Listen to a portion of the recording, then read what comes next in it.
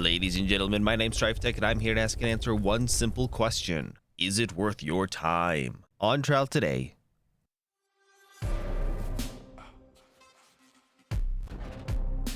Forspoken. Released in January 2023 and available on PC and PS5, this is a third-person open-world RPG with a heavy emphasis on its movement. Now, I reviewed the demo when it released on the PS5 about 6 weeks ago, and I wasn't all that impressed. I hoped that it was just a bad demo and the actual game might be good, and I was really hoping the PC version was going to fix a handful of the gripes and complaints I had. Well, spoiler alert, it didn't. Let's dive in and I'll give you the full rundown. You play as Frey. You're more or less a street rat from New York who gets sucked into another dimension, only to find out that you're meant to be there.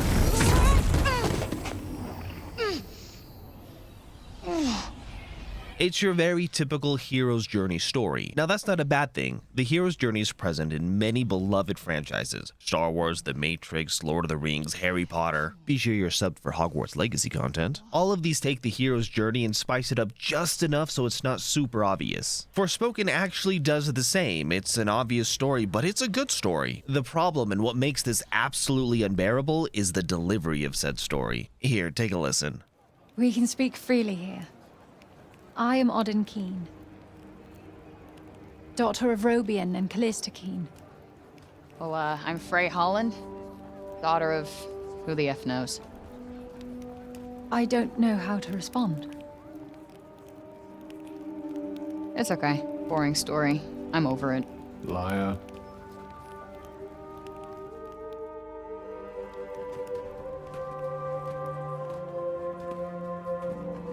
My father was a notable cognoscent.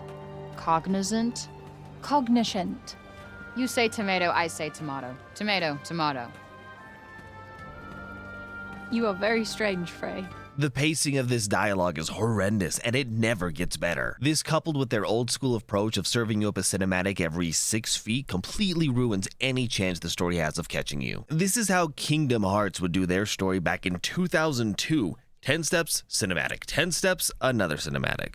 Piling on their archaic choices, we have things such as this. Let me set up the scene here. We're moving into a new area for the first time, and this is our first view of it. And instead of letting us stand there and take it all in, they instead take over, serve us up a cinematic of what we're looking at, and then force us into a conversation with the cuff.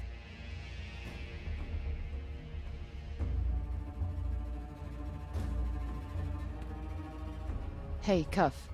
A moment like this should be experienced by the player, not shown to the player. And why do we need to stop to talk to the cuff thing? Did they learn nothing from their predecessors? Take a look at 2018's God of War when you had Mimir's head on your side and he's constantly telling stories, exploring backgrounds, even providing some comic relief. It was done in the lulls between combat and exploring, and he always knew when to shut up. The cuff doesn't know when to shut up, and in those lulls he gives us this drabble instead.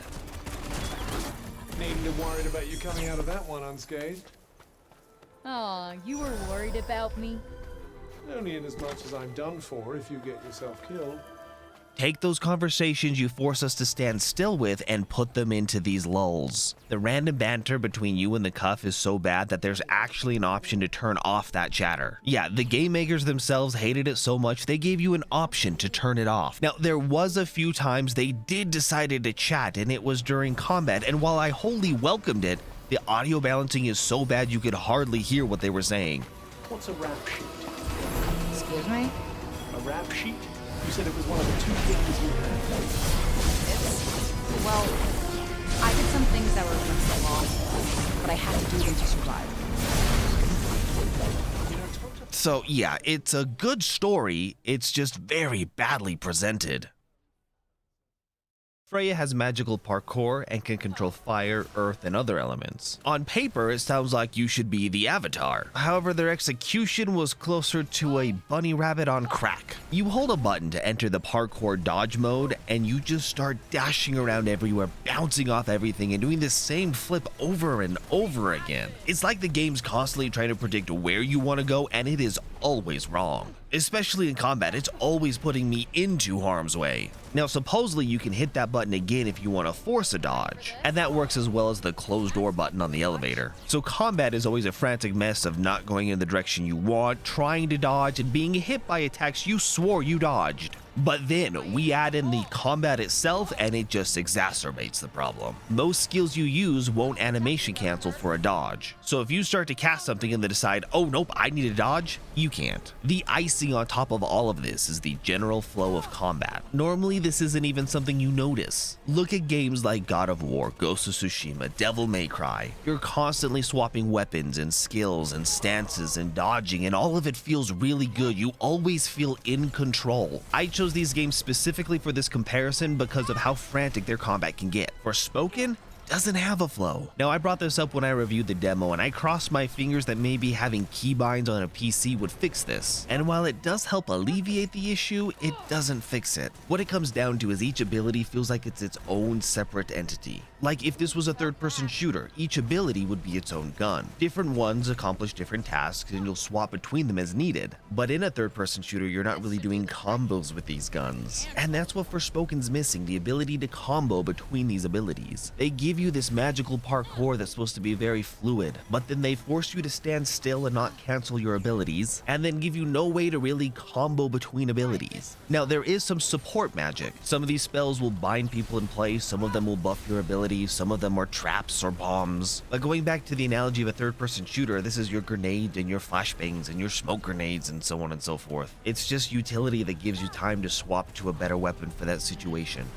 Now, as I've been ranting about the combat, you've been watching it, and you're probably thinking, Stryftek, this looks pretty dang nice. Is it really that bad? The answer is no, and yes. If you know what you're getting into, then no, it's not really that bad. It's sort of fun. There is no combat flow, it's a third-person shooter. The yes is simply because of how much potential this had. This could have been so amazing, and it came nowhere close to expectations. I did see some reports of some graphical issues, especially on PC, but for whatever reason I didn't run into much of any. I did have to turn things down more than I expected graphic-wise. With how fast-paced this game is, you really want 60 FPS and preferably more, and to get that I had to drop everything down to high and medium settings. Although the game is beautiful, the beauty is very short-lived. You end up visiting about 4 places in Athia more or less, and they're all repurposed versions of each other, just in a different color. So once you've made it through your first area and maybe your second area, you've seen it all at that point. I had hoped each area would be distinctly different, especially because each one of them is supposed to represent a different elemental wielder, but no, they just splashed a different color on it. But these complaints are minor. The game really does look good and the spell effects were all so gorgeous. I did run into some issues on load time, but after some sleuthing it looks like direct storage needs to be enabled and that requires Windows 11. I would highly recommend looking into that if you want to play this on the PC because the load times were really bad. I've already touched on some of the sound issues such as the delivery of the voice lines and the audio imbalancing. Beyond those, there were really no issues. And one of the saving graces of this game is the soundtrack, though at times it did feel a little too epic for what was going on.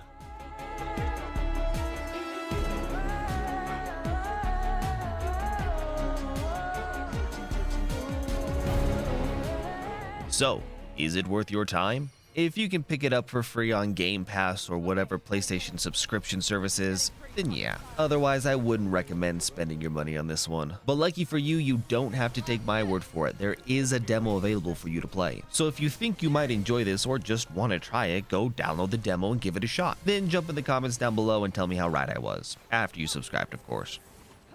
My name's been Stryftek and thank you for watching, and I'll see you next time on Is It Worth Your Time?